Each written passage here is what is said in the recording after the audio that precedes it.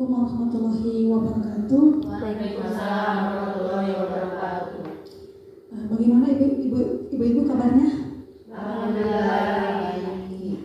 Perkenalkan, saya Ibu Mariani. Walaupun ibu-ibu sudah kenal ya, tapi perkenalan di sesi ini sangat perlu. Nama saya Ibu Mariani, saya CGP angkatan 10, akan memaparkan tentang budaya positif. Namun sebelumnya perkenalan dulu ya ibu-ibu. Silakan dari ibu ini dulu. Nama dan Assalamualaikum warahmatullahi wabarakatuh. Waalaikumsalam. Nama saya Kurniawati dari Kober MH 4. Assalamualaikum warahmatullahi wabarakatuh. Nama saya Yeni Sana dari Kober MH 7 Cipicu. Assalamualaikum warahmatullahi wabarakatuh. Nama saya Maya Sari dari Kober Mekar Harapan 6 Sukamana. Assalamualaikum warahmatullahi wabarakatuh. Nama saya Dede Herlina dari Kober Mekar Harapan 5. Assalamualaikum warahmatullahi wabarakatuh. Nama saya Tita Pratini dari Kober Mekar Harapan 4 Pasir Barat. Ya, terima kasih ibu-ibu atas perkenalannya dan kehadirannya. Baik, untuk mengefektifkan waktu kita mulai ya ibu-ibu. Judulnya di sini sudah ada budaya positif. Menurut ibu-ibu, apakah ibu-ibu sudah mengenal kata budaya positif? Belum. Baiklah, next. Budaya positif. Budaya positif meliputi 6 hal, yaitu perubahan paradigma, stimulus, respon, konsep disiplin positif, keyakinan kelas, pemenuhan 5 kebutuhan dasar manusia, 5 posisi kontrol, dan segitiga restitusi. Konsep disiplin. Makna disiplin positif. Disiplin positif banyak orang yang memakai sebagai sesuatu yang dilakukan seseorang pada orang lain untuk mendapatkan kepatuhan dan memiliki kecenderungan ketidaknyamanan, serta sering dihubungkan dengan tata tertib yang berkaitan dengan sanksi dan hukuman bagi yang melanggarnya. Nah, konsep disiplin itu kita kenal dengan tata tertib atau peraturan di sekolah. Mungkin ibu-ibu sudah punya kan peraturan di sekolah? Nah, contohnya apa? Ya, datang ke sekolah 30 menit sebelum kegiatan dimulai. Terus apa lagi? Mempersiapkan kegiatan yang akan dilaksanakan pada hari itu. Ya, mempersiapkan kegiatan sebelum kita melakukan kegiatan di hari H. Ada lagi? Disiplin. Misalkan tidak Buang sampah buang sampah pada pada tempatnya, itu peraturannya. Kemudian apa lagi? Berpakaian rapi, terus berkata sopan, tepat waktu, tanggung jawab, itu peraturan. Next, motivasi perilaku manusia. Motivasi perilaku manusia menurut Dian Gosen dalam bukunya Restructuring School Discipline menyatakan ada 3 alasan motivasi perilaku manusia, yaitu 1, untuk menghindari ketidaknyamanan atau hukuman. Yang kedua, untuk mendapatkan imbalan atau penghargaan dari orang lain. Yang ketiga, untuk menjadi orang yang mereka inginkan dan menghargai diri sendiri dengan nilai-nilai yang mereka percaya. Menurut Bapak dan menurut Ibu-ibu di sekolah, misalkan untuk anak TK, SD, SMP, SMA misalkan, disiplin ini 1, 2, dan 3 lebih banyak murid itu yang mana? Dominannya kemana? Apakah karena mereka melakukannya hanya untuk menghindari ketidaknyamanan atau hukuman? Misalkan datang ke sekolah harus jam 7 misalkan. Nah, mereka itu menghindari hukuman agar saya tidak dihukum oleh guru, saya harus datang jam 7 misalnya. Jadi anak teh datang tepat waktu. Nah, apakah anak itu lebih seringnya menghindari ketidaknyamanan atau hukuman, atau mereka itu untuk mendapatkan imbalan penghargaan dari orang lain? Misalkan ketidaknyamanan ya, kalau peraturan lebih seringnya anak itu merasa takut dihukum gitu. Kalau yang kedua aku mendapatkan imbalan atau penghargaan, jadi si anak teh saya akan datang ke sekolah tepat waktu karena saya selalu dipuji oleh gurunya gitu, dihargai misalnya. Misalkan anak misalkan Robi datang hari ini tepat waktu dikasih bintang misalnya. Nah, si anak itu ke sekolah itu datang tepat waktu karena dia itu ingin imbalan, ingin dihargai gitu. Kalau yang tadi mah yang nomor 1 mah karena ingin karena takut dihukum, maka menghindari ketidaknyamanan, takut ya. Nah, yang bagus mah yang ketiga, untuk menjadi orang yang mereka inginkan dan menghargai diri sendiri dengan nilai-nilai yang mereka percaya. Karena kalau anak sudah sadar sendiri, misalnya saya akan datang tepat waktu, si anak teh untuk dirinya sendiri, tidak mengharapkan imbalan, tidak mengharapkan apalagi diberi hukuman gitu. Tapi anak itu dengan sadar sendiri datang sekolah karena ingin belajar, tidak ada ketakutan dan tidak ada untuk imbalan. Next. Kalau dia anak TK mah semangat saja ya berangkat ke sekolah. Kalau untuk tingkat SD, SMP, SMA mungkin yang tadi ada ya, karena kan kalau di TK mah ibu-ibunya yang giat gitu. Jadi anak itu akan giat ketika ibunya giat juga. Kalau di TK, kalau di SD, SMP, SMA itu ya tergantung anaknya. Karena kalau anak yang misalkan berbeda, pasti dia akan cenderung ya tadi ada yang mau dihukum gitu, kabur misalkan seperti itu. Nah, penjelasannya dari ketiga motivasi perilaku manusia dalam mewujudkan disiplin positif yang harus ditanamkan dalam murid-murid adalah motivasi yang nomor 3 tadi, Ibu, yang melakukan kegiatannya dengan kesadaran sendiri. Mereka telah memiliki motivasi intrinsik, jadi di dalam dia anak sadar, wah saya itu punya tanggung jawab untuk belajar dan datang dengan tepat waktu. Nah, ini berdampak jangka panjang, jadi si anak itu akan terus menerus tanggung jawab. Motivasi yang tidak akan terpengaruhi pada adanya hukuman atau hadiah. Mereka akan tetap berperilaku baik dan berlandaskan nilai-nilai kebajikan karena mereka ingin menjadi orang yang menjunjung nilai-nilai yang mereka hargai gitu. Karena mereka itu ingin mematuhi peraturan tanpa paksaan, jadi dengan kesadaran sendiri, ya dengan inisiatif sendiri. Nah, manusia itu mempunyai 5 kebutuhan dasar manusia. 5 kebutuhan dasar itu, 1 kebutuhan untuk bertahan hidup, survival. Contohnya makanan, minuman, pakaian, rumah. Nah, manusia itu cenderung menginginkan itu, membutuhkan itu, butuh lagi. Terus yang kedua, kasih sayang dan rasa diterima, love and belonging. Nah, kita itu ingin disayangi ya Ibu, diterima. Disayangi oleh siapa kalau di keluarga? Oleh suami, anak, ya, saudara. Nah, kita itu membutuhkan kasih sayang, terus rasa diterima misalkan dalam pekerjaan. Kita juga ingin diterima oleh kepala sekolah, oleh rekan guru juga diterima. Ya. Kalau tidak diterima, kita akan mendapat masalah, akan digetrengan, bahasa Sunda namanya,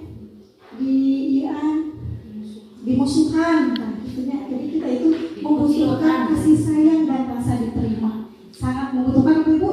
Sangat. Itu sangatnya kebutuhan batin, lebih ke batinnya kalau cinta kasih sayang. Terus yang ketiga, kebebasan, freedom. Ibu-ibu butuh kebebasan tidak? Butuh. Ya, ibu-ibu kalau di rumah saja pasti bosan, jenuh. Ibu juga pengen bebas. Kemana Bu? Bebasnya? Shopping, nah itu bebas poli olahraga, kita itu butuh kebebasan. Nah kebebasan, kalau anak gimana kebebasannya? Bermain. Nah misalkan anak nih di dalam kelas, ibu ibu udah lima bosan, nah itu anak itu butuh apa? Kebebasan. Anak butuh kebebasan. Contoh, ada anak di dalam kelas main bola, bedak. Nah itu anak butuh yang mana? Kebebasan. Yaitu ingin bebas bermain di luar ruangan. Tandanya anaknya bosan di dalam kelas, jadi butuh di luar kelas untuk bermain dan belajar. Terus yang keempat, kesenangan. Nah, kalau anak-anak sudah misal diajak main ini tidak mau, diajak main itu tidak mau, berarti anak membutuhkan kesenangan. Caranya gimana ibu-ibu memfasilitasinya? Dengan membuat kegiatan yang lebih menarik dan menyenangkan. Ibu-ibu sekarang ada permainan atau kegiatan menyenangkan, jangan calistung saja ya. Memang butuh, kita juga tidak menutup kemungkinan calistung memang penting ya. Tapi di balik calistung itu orang kudu melakukan pembelajaran anak yang menyenangkan. Contohnya apa? Berlari tapi sambil hitung, misalkan bolak-balik nyetan ke satu itu belajar sambil berhitung, bermain di luar. Nah ibu-ibu akhirnya kan proyeknya mereka belajar ya ibu-ibunya. Ibu-ibu teh diharuskan membuat kegiatan yang lebih menyenangkan. Kalau bisa ibu-ibu seminggu sekali teh ajak anak keluar ruangan, entah itu bermain bola, bermain permainan tradisional, bermain kelereng, begitu. Permainan tradisional, ngatri, sok aja dulu ibu akhirnya. Sekarang itu tuh. Sekarang itu permainan itu sudah jarang dimainkan oleh anak karena anak apa? Lebih tertarik ke HP. Jadi hari ini tugas ibu-ibu teh mulai dari sekarang rubah kegiatan belajarnya. Entah itu kalau di dalam ruangan kolase, terus menggambar bebas, bisa bermain Lego, balon, bermain peran, cooking class bu. Nah, cooking class pasti lebih menghasilkan. Terus kalau yang di luar, seperti tadi permainan tradisional ibu ya aja. Terus olahraga. Nah, ibu-ibu kan jago poli, ajarkan ke anak. Bola, lempar bola, nah itu. Terus yang kelima, penguasaan. Nah, anak teh bu harus dibekali dengan kemampuan, keterampilan. Anak-anak teh biar nanti anak teh tidak cerdas secara pikiran, secara logika. Tapi anak teh cerdas secara keterampilan, anak punya keahlian keluar kita teh gitu. Dikenalkan dengan apa tadi teh? IT misalnya. Permainannya HP-nya biasa, cuman HP-nya kadang anak terus disetting ku game anu bermanfaat edukasi, edukasian. Seperti itu. Terus yang kelima, ini 5 posisi kontrol. 5 posisi kontrol, yang pertama penghukum, pembuat merasa bersalah, teman, pemantau, manajer. Nah ibu kira-kira mau jadi yang mana? Ibu sebagai posisinya mau yang di mana? Ibunya mau di mana pilih? Teman. Bu ya teman. Teman, semuanya teman. Ya kita buka ya. 1 penghukum.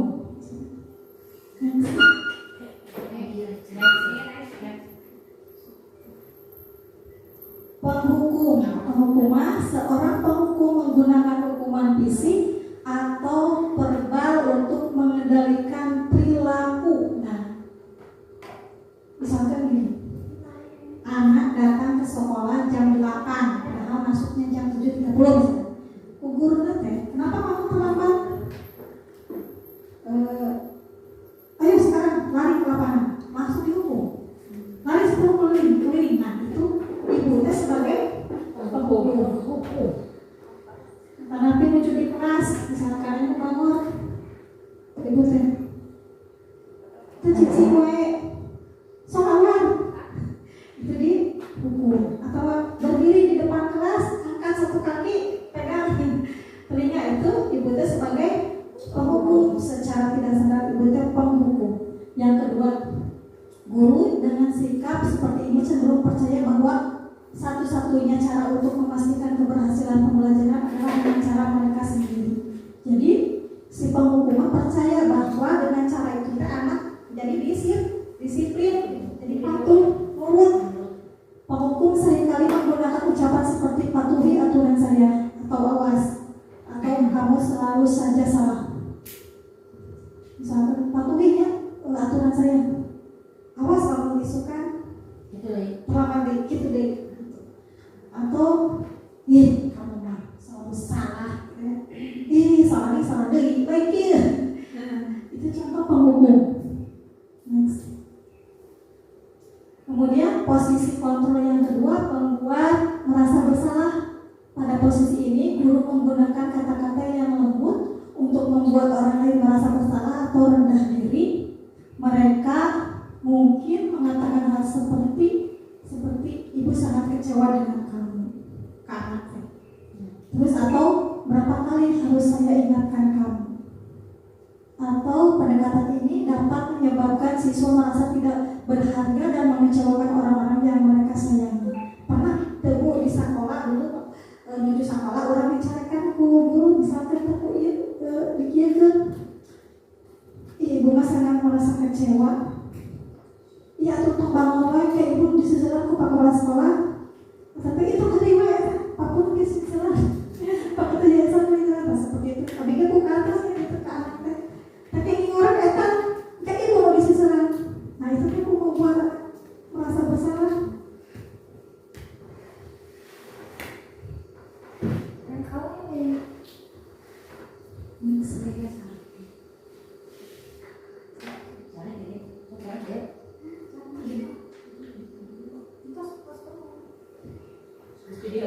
Yang ketiga, teman guru dalam posisi teman menggunakan persuasi dan hubungan baik untuk mempengaruhi perilaku. Mereka bisa menggunakan humor dan hubungan yang baik dengan siswa. Ada risiko siswa menjadi tergantung pada guru tertentu dan merasa kecewa jika merasa guru tersebut tidak membantu. Nah bu, tapi ibu tak ingin jadi teman ya. Jadi teman teh ternyata bu kurang baik. Jadi teman teh malah si anak teh nanti melunjak ke kita teh. Wantur wanian. Terus lama orang jadi teman ke anak teh jadi tidak mandiri. Nah malah yang dibakosan ku ibu gitu. Dan terus terbiasa teh jadi tidak bisa sendiri. Yang mau dibantuan, ibu tidak merasa udah jadi teman teh. Terus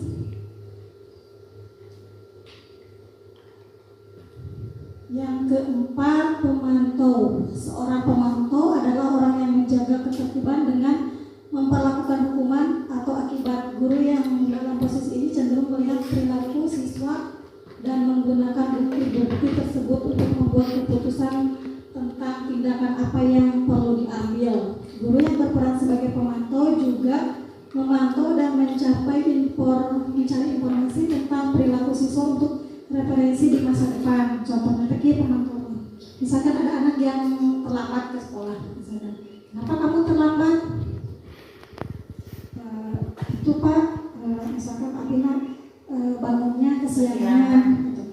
Terus kamu tahu sekarang masuk jam berapa? Ya Pak, kata anak.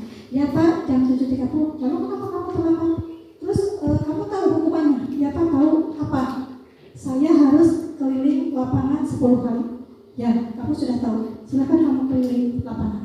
Itu kan pemantau. Baik atau kurang baik Bu? Kurang baik. Jadi itu hampir mirip sama yang penghukumnya. Kalau yang penghukuman tanpa mendengar alasan dulu, langsung lari. Kalau ini mah ditanya dulu. Ini alasannya, terus kamu tahu misalkan. Kalau yang terlambat jadi terlambat itu hukumannya apa? Ya apa? Nah, tapi di sini juga Bu, anak-anak teh jadi merasa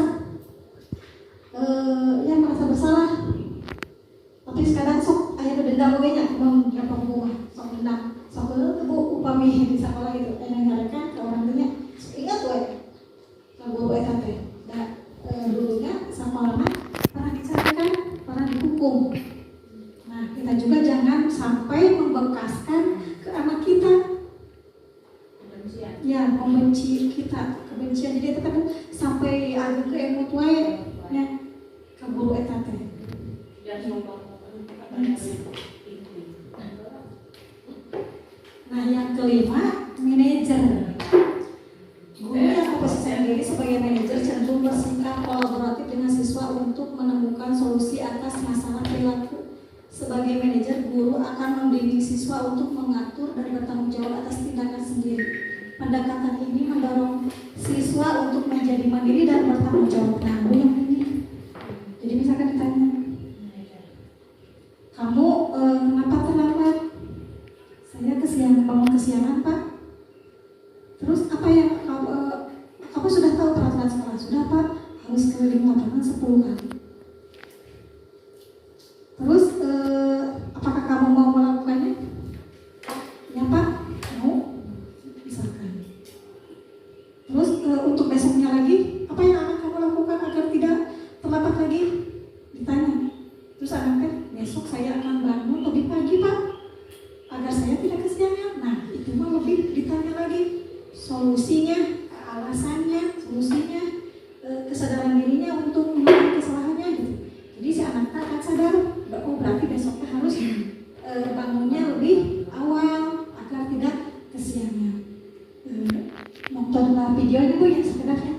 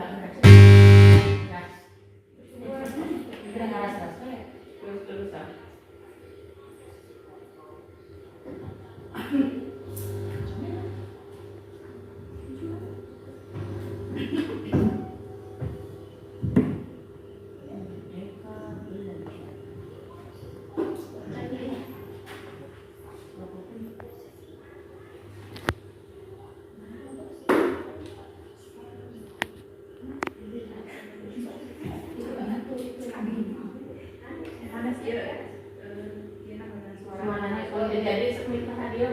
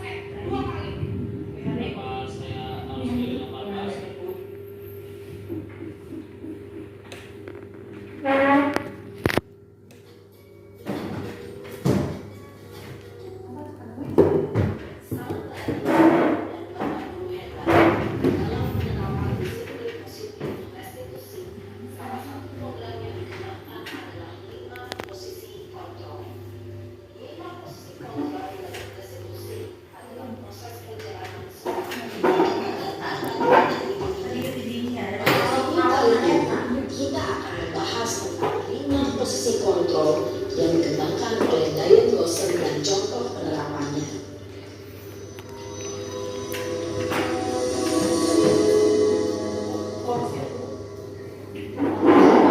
Kontrol itu adalah 1. Posisi penghukum, 2. Posisi pembuat merasa bersalah, 3. Posisi teman, 4. Posisi pemantau atau monitor, dan 5. Posisi manajer. Mari kita saksikan kasus Naren yang terlambat hadir 20 menit di sekolah dan melihat bagaimana kalimat posisi kontrol dalam menghadapi masalah tersebut.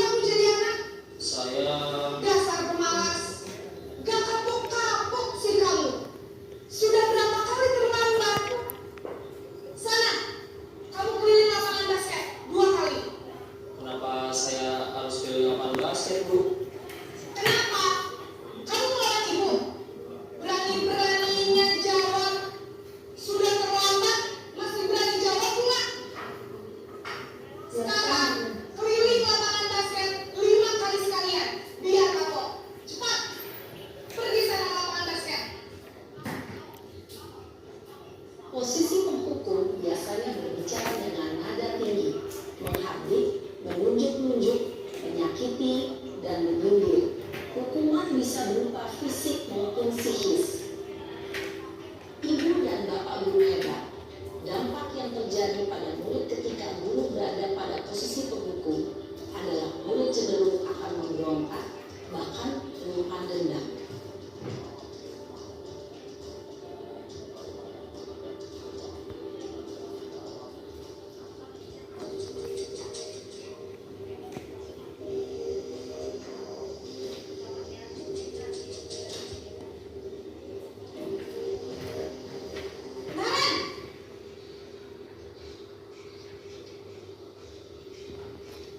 Ibu. Naren, kamu kenapa terlambat lagi, Nak? Ya Tuhan, Naren, kamu senang ya bikin susah ya? Kalau kamu terlambat lagi, nanti itu bulan guru sama kepala sekolah, Nak. Bisa kali bulan bisa menggunakan kamu. Gimana ini? Gusti Naren.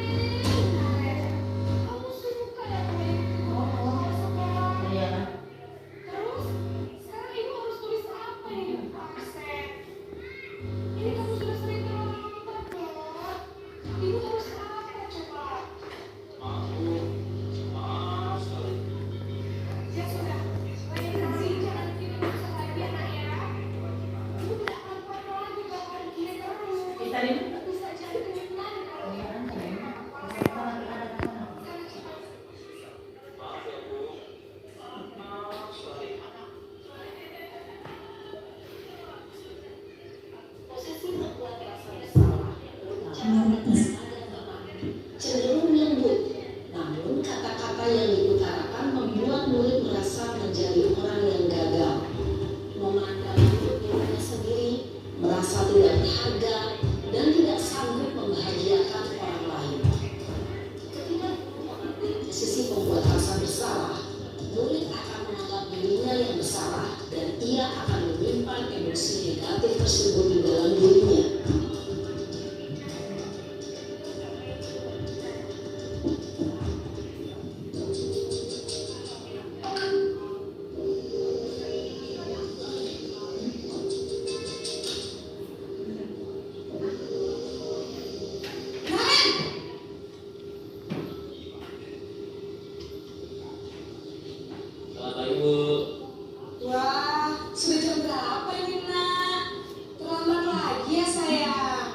Iya Bu, habis guru saya lupa membawakan saya Bu.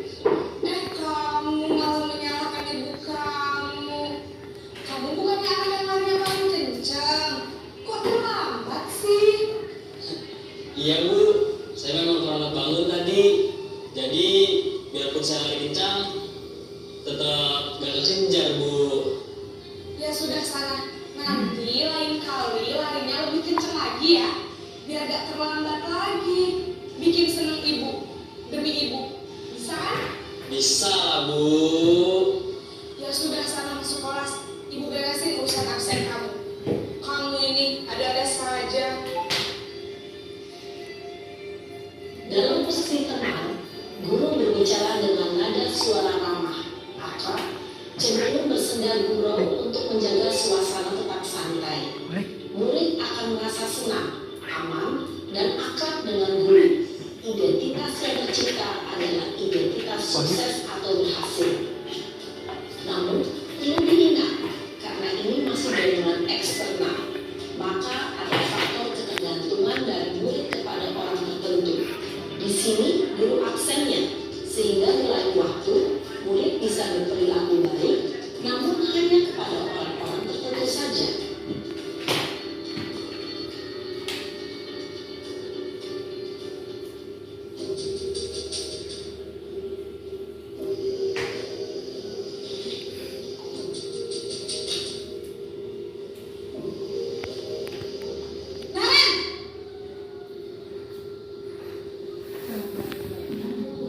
Selamat pagi Bu. Naren, apa peraturan sekolah kita tentang jam berapa kita harus masuk sekolah? Kita harus di sekolah jam 7 Bu. Iya betul, sekarang sudah jam 5. Naren sudah tahu konsekuensinya jika terlambat lagi. Paham Bu? Saya harus tinggal kelas pas jam istirahat selama 20 menit. Ya, konsekuensinya demikian. Jadi nanti jam 9.30 pas istirahat, kamu harus tinggal di kelas, kerjakan tugas tambahan untuk ketertinggalan kamu, ya? Baik Bu. Posisi pemantau mengandalkan penghitungan atau data untuk mengontrol murid. Guru mengarahkan murid berdasarkan peraturan dan konsekuensi. Seorang pemantau menunjukkan bahasa tubuh dan ekspresi wajah yang datar dan cenderung formal.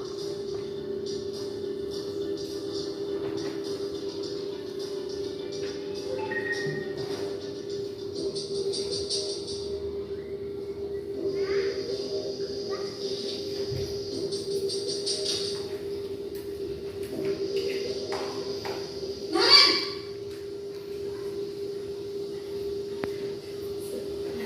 Selamat pagi Bu. Selamat pagi, Naren.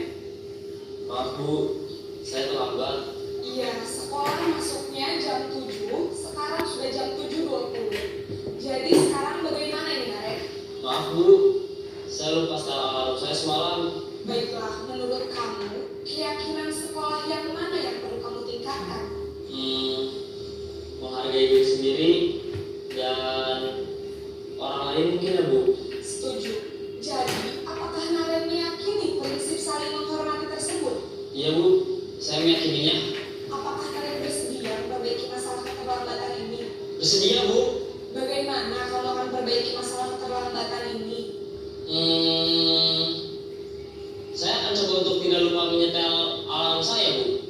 Baik, kalau Naren lupa menyetel alarm di rumah, ada orang yang kira-kira bisa bantu mengingatkan tidak? Ada Bu, kakak saya, Kak Emma. Ada lagi selain Kak Emma? Selain Kak Emma, ada ibu saya. Baik, jadi yang mengingatkan Naren adalah Kak Emma dan ibu kamu ya? Kira-kira akan mulai set alarm kapan nih Naren? Setelah pulang sekolah, akan segera saya lakukan. Baik, jadi Naren akan setel alarm untuk bangun besok pagi dan akan diingatkan oleh kakak dan ibu dan Naren ya. Ada lagi yang mungkin perlu dilakukan Naren agar tidak terlambat bangun lagi. Tidak ada Bu. Baik Naren, terima kasih untuk kerjasama kamu. Sekarang kamu perlu kembali ke kelas untuk belajar. Baik Bu, terima kasih. Posisi manajer adalah posisi kontrol yang disarankan untuk membimbing murid memiliki sikap disiplin yang positif, yaitu murid yang mandiri, bertanggung jawab, dan dapat memecahkan masalah. Tujuan dari posisi ini adalah agar murid dapat berefleksi atas tindakannya. Guru akan dengan tulus memberikan pertanyaan-pertanyaan bermakna, sehingga membuat murid dapat belajar dari kesalahannya dan mencari sebuah solusi untuk menyelesaikannya. Ibu dan Bapak guru hebat, setelah mengamati adegan kelima posisi kontrol tadi, kira-kira posisi mana yang paling ideal? Posisi mana yang dapat menunjang motivasi intrinsik murid? Ya, tentu posisi manajer. Posisi ini memang posisi ideal yang ingin dituju setiap pendidik. Pada posisi inilah, guru dapat menerapkan disiplin positif dan berpihak pada murid, yang memerdekakan murid. Perjalanan seorang pendidik tentunya tidak mudah untuk sampai pada posisi seorang manajer. Namun, tujuan kita pasti, yaitu menciptakan murid-murid yang mandiri, merdeka, dan bertanggung jawab. Semoga penggambaran 5 posisi kontrol yang telah diperlihatkan ini dapat menjadi ajang refleksi bagi kita semua, agar dapat terus mengasah dan menerapkan disiplin positif yang memerdekakan murid. Mari terus berlatih dan bersemangat. Selamat menerapkan. Salam dan bahagia Ibu dan Bapak guru hebat. Nah, itu nih ibu-ibu sudah mengerti aku di video mah jelasnya. Ya. Jadi ibu-ibu sekarang mau pilih yang awalnya. Tentunya yang mana pada hari ibu-ibu harus memilih posisi kontrol sebagai manajer, berusaha mulai besok ya Bu ya jadi manajer, jangan jadi teman lagi.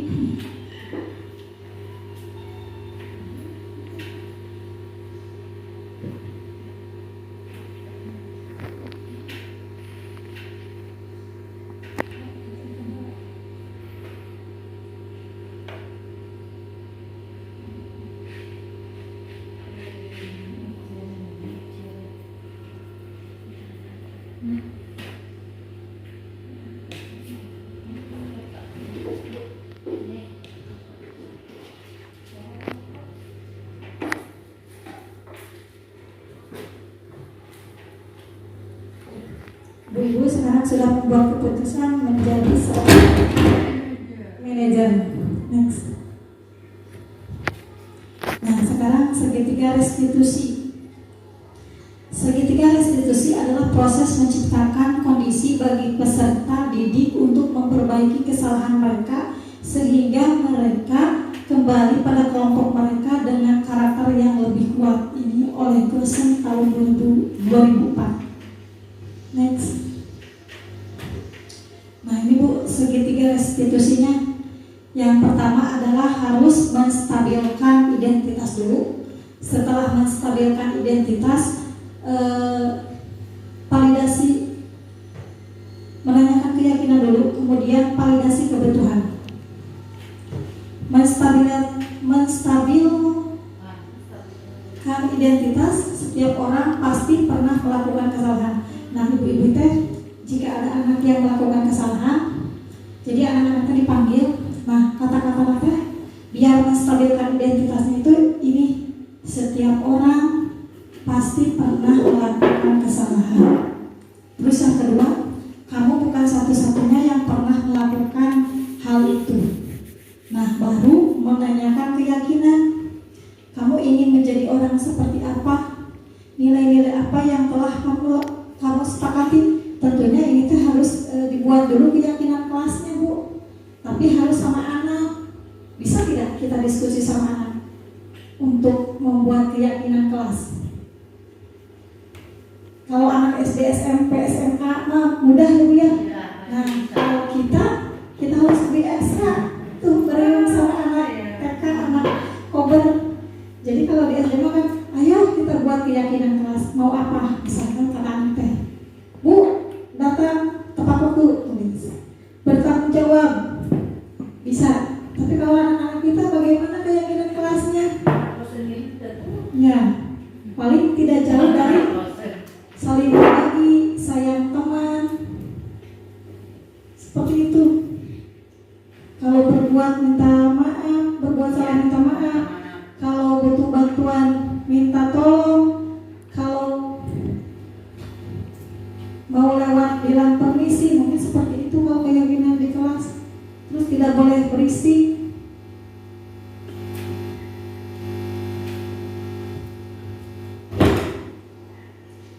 Tidak boleh berisik, tidak boleh lari-lari, tapi kata-katanya harus lebih positif. Ayo duduk. Atau gimana Bu? Ada contohnya? Ibu-ibu mungkin mengusulkan untuk keyakinan kelas. Buang sampah pada tempatnya atau jagalah kebersihan. Nah, itu keyakinan kelas yang bisa kita terapkan di kelas.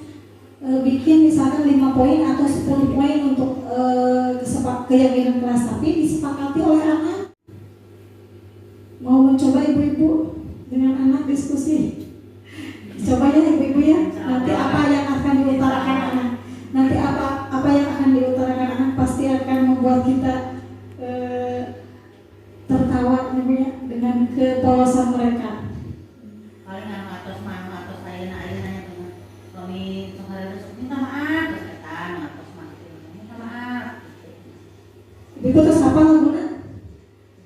Kalau berbuat salah bilang maaf, maaf. Kalau butuh bantuan bilang tolong, tolong. Kalau dapat hadiah ucap terima kasih. Kalau kau mau lewat ucapkan permisi. Mau coba ibu? Oh ya, diajarkan ke anaknya. Tepuk. Itu tepuk apa mau sih? Langsung saja nyanyi, anak-anak biasanya senang. Ya, kalau berbuat salah bilang maaf, kalau butuh bantuan bilang tolong, kalau dapat hadiah ucap terima kasih, kalau kau mau lewat ucapkan permisi. Ibu tepuk semangat dulu ya. Tapi yang baru, contohnya ini. Tepuk semangat, dan ding ding ding, dung dung dung, set, aha aha ma, aha aha nga, aha aha semangat. Lindung, ya lindung. Ibu-ibu ya, biar semangat. Berdiri boleh berdiri. Yang kita jemput ya ibu. Kanan, mundur.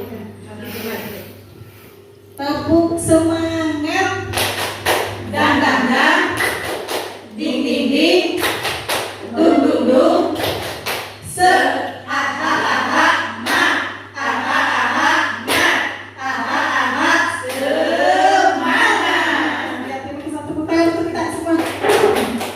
Nah, seperti ya ibu. Mau satu lagi tepuk jempol. Tepuk jempol terus apanya? Mau ngiringan pantal 5 KPPS. Ya. Nah, itu Bu bisa ke anak. Tepuk jempol.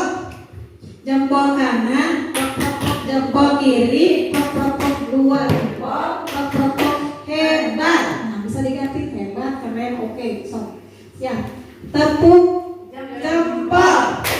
Jempol kanan, jempol kiri, 2 jempol, hebat. Yang itunya keren. Tepuk jempol. Jempol kanan, jempol kiri, 2 jempol, keren. Oke, ayo nah. Tepuk jempol. Jempol kanan, jempol kiri, 2 jempol, oke. Nah, terima kasih ibu. Ya, next. Nah, segitiga restitusi. Yang pertama menstabilkan identitas, yang kedua validasi tindakan yang salah, yang ketiga menanyakan keyakinan. Tadi yang keyakinan kelas. Next. Menstabilkan identitas, bagian dasar dari segitiga bertujuan untuk mengubah identitas anak dari orang yang gagal karena melakukan kesalahan menjadi orang yang sukses Anak yang melanggar peraturan karena sedang mencari perhatian adalah anak yang sedang mengalami kegagalan. Nah, anak di sini yang melakukan kesalahan berarti anak yang mengalami kegagalan. Misalkan anak memukul temannya, mencubit temannya, ngejek. Nah, Bu, anak sedang mengalami kegagalan dan butuh distabilkan dengan tadi kata-kata setiap orang pasti punya kesalahan, bukan kamu saja nak, misalkan diriungkan anak dipanggilnya berjawab. Nah itu kata-katanya mau tadi next. Yang kedua, menanyakan keyakinan kelas. Restitusi adalah proses menciptakan kondisi bagi murid untuk memperbaiki kesalahan mereka sehingga mereka bisa kembali pada kelompok mereka dengan karakter yang lebih kuat lagi. Terus distabilkan, anak tahu keyakinan apa yang harus dilakukan. Untuk lebih jelasnya kita lihat lagi video yang saya restitusi.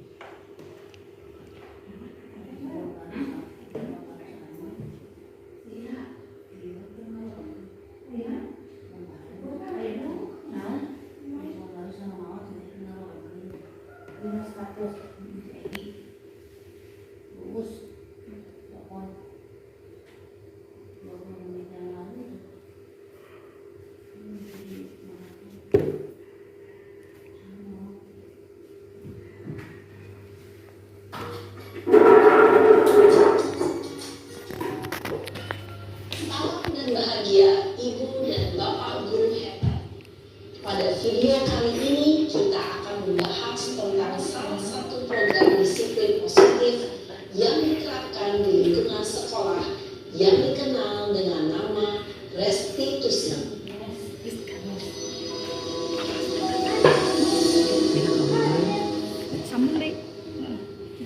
Restitusi dikembangkan oleh pakar pendidikan dari dosen berlandaskan pada teori kontrol Dr. William Blazer. Segitiga restitusi adalah suatu proses dialog yang dijalankan oleh guru atau orang tua agar dapat menghasilkan murid yang mandiri dan bertanggung jawab. Pada saat guru di posisi manajer, aspek yang dikembangkan pada murid adalah motivasi intrinsik, sehingga penanaman nilai-nilai kebajikan dapat tumbuh dan berkembang menjadi suatu kebiasaan positif yang akhirnya membentuk karakter murid. Proses dialog ini terdiri dari 3 langkah yang digambarkan pada ketiga sisi pada segitiga restitusi. Sisi pertama adalah menstabilkan identitas. Sisi yang kedua adalah validasi tindakan yang salah. Dan sisi yang ketiga adalah menanyakan keyakinan. Ibu dan bapak guru, berikut ini akan ditunjukkan bagaimana seorang guru berada dalam posisi manajer menggunakan penerapan segitiga restitusi.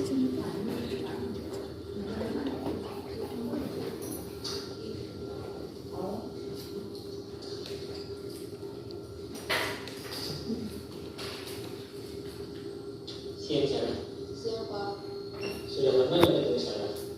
Kenapa hari ini ada di sini? Kesel Pak, kesel banget. Masa aku dikatain tukang fitnah Pak? Ya aku marah lah. Aku dari katain mereka di depan ya pasti kamu marah dan kesal. Bapak juga akan marah apabila ada yang menuduh Bapak seperti itu. Kemudian pada saat itu kamu melakukan apa? Ya saya cuma tadi mereka lah Pak. Kesel banget. Saya dekat-dekat dia depan teman-teman lain. Oh begitu. Pasti kamu melakukan seperti itu karena suatu alasan tertentu kan?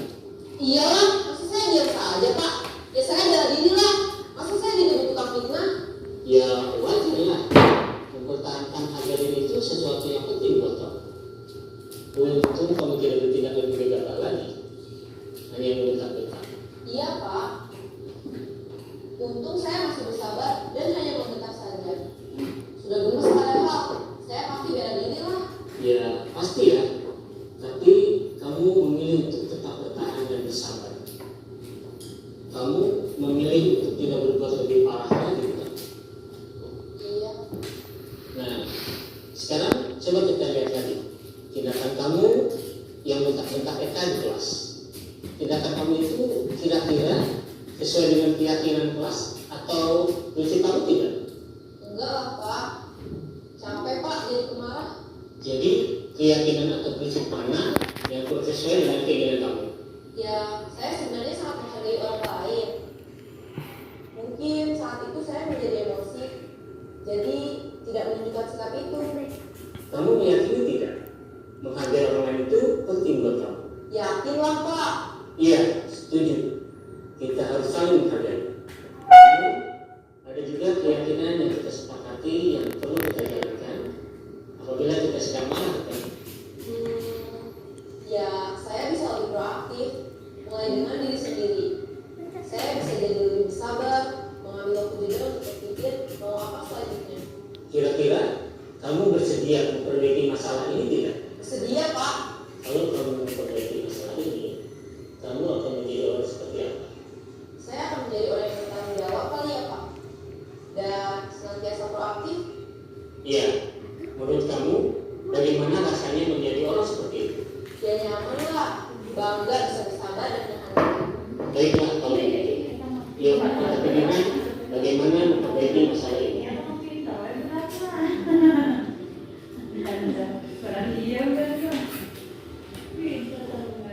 Ibu dan Bapak Guru yang baru saja kita menyaksikan contoh bagaimana seorang guru berada dalam posisi manajer menggunakan penerapan segitiga restitusi.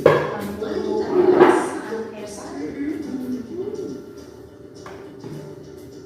Pada sisi pertama, menstabilkan identitas berdasarkan pada prinsip bahwa membuat kesalahan adalah bagian dari proses pembelajaran.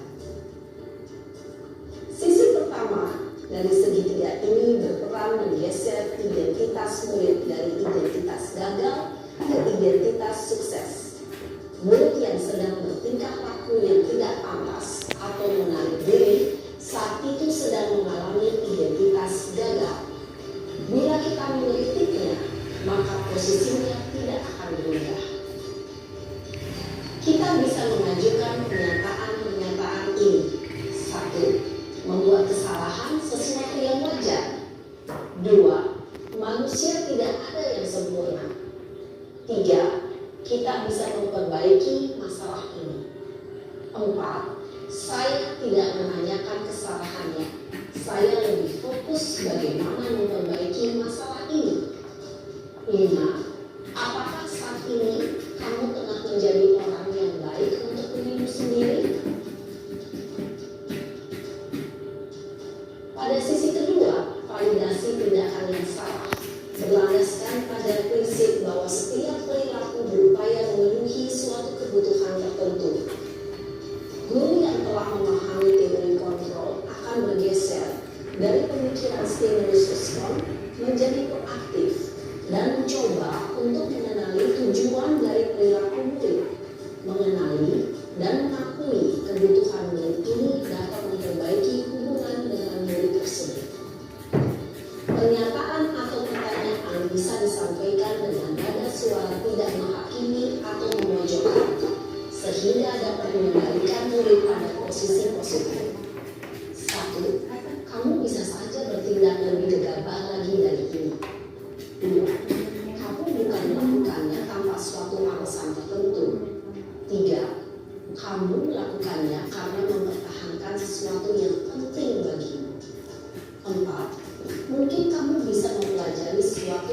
kebiasaan baru yang lebih efektif. Bersediakah kamu mempelajarinya? Selanjutnya, kita akan simak sisi terakhir, yaitu menanyakan keyakinan. Teori kontrol menyatakan bahwa pada dasarnya kita termotivasi secara intrinsik.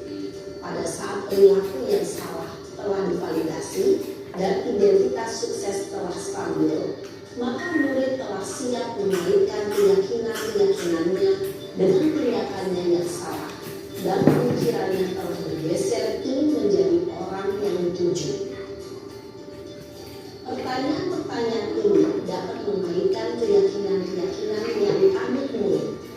1. Sebagai keluarga atau kelas, apa yang kita yakini? 2. Nilai-nilai apa yang telah kita sepakati? 3. Seperti apa gambaran sebuah kelas yang ideal bagi kami? 4. Kamu ingin menjadi orang seperti apa?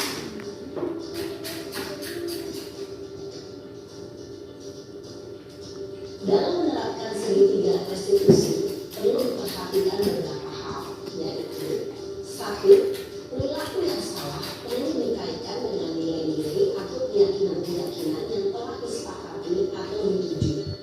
2. Kesediaan orang yang melakukan kesalahan untuk memperbaiki masalah. 3. Pemecahan masalah sebisa mungkin relevan atau memiliki hubungan dengan masalah yang ada. 4. Usaha. Perlu adanya suatu usaha perbaikan dari pihak yang berbuat kesalahan. 5. Waktu. Perlu didedikasikan waktu dari pihak yang berbuat kesalahan. Tanyakan kapan akan mulai dilakukan usaha untuk memperbaiki masalah. Dengan memahami struktur penerapan segitiga restitusi, diharapkan guru dapat menerapkan posisinya sebagai manajer dengan mengajukan pertanyaan-pertanyaan bermakna yang dapat membuat murid menjadi lebih percaya diri, bertanggung jawab, dan mandiri. Nah, ibu bapak guru perlu tidaknya mengikuti ketiga tahapan dalam segitiga restitusi bergantung pada ringan beratnya suatu permasalahan. Misalnya, bila permasalahan tersebut ringan, maka tidak perlu dijalankan secara berurutan. Bahkan bisa semudah menanyakan apa keyakinan yang kita sepakati. Dengan menjalankan segitiga restitusi, dengan mengajukan pertanyaan-pertanyaan bermakna, diharapkan murid menjadi lebih kuat secara pribadi, dapat membuka wawasan hidup agar dapat menyelesaikan permasalahannya sendiri, semakin percaya diri, mandiri, dan merdeka. Salam dan bahagia, ibu bapak guru hebat.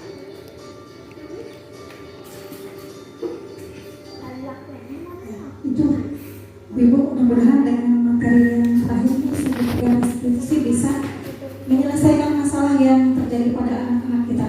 Misalkan ada anak yang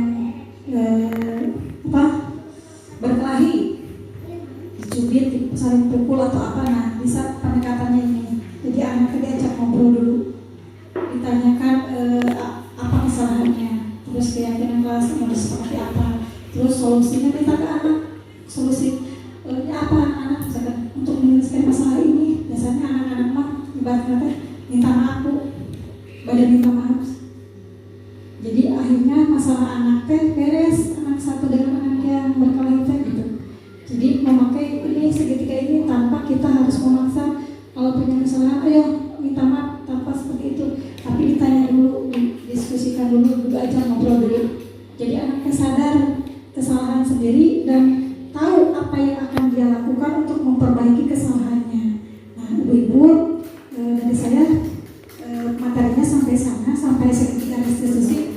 Di sini ada lembar umpan balik diisi oleh ibu-ibu. Dan setelah selesai nanti dikumpulkan, kita tutup dulu ya ibu-ibu ya. Nanti aja pengerjaannya kalau bisa kita makan dulu. Ya, terima kasih ibu-ibu sudah datang ke sini. Terus mengganggu waktunya ibu-ibu. Mungkin ada kegiatan lain di hari ini. Saya ucapkan terima kasih dan mohon maaf apabila ada kekurangan dan kesalahan dari saya, dan ditutup dengan wabillahi taufiq wal hidayah. Wassalamualaikum warahmatullahi wabarakatuh. Untuk yang terakhir kita tepuk jempol dulu ya Bu Ibu. Tepuk jempol. Jempol kanan, jempol kiri, 2 jempol. Hebat mau kalian oke boleh. Terima kasih Bu Ibu. Selamat siang dan sampai jumpa bertemu di lain waktu. Mudah-mudahan ada kesempatan lagi untuk kita berdiskusi ya, membuat berbagi. Bukan saya pintar dalam segala hal, tetapi saya ingin berbagi dengan ibu-ibu. Mudah-mudahan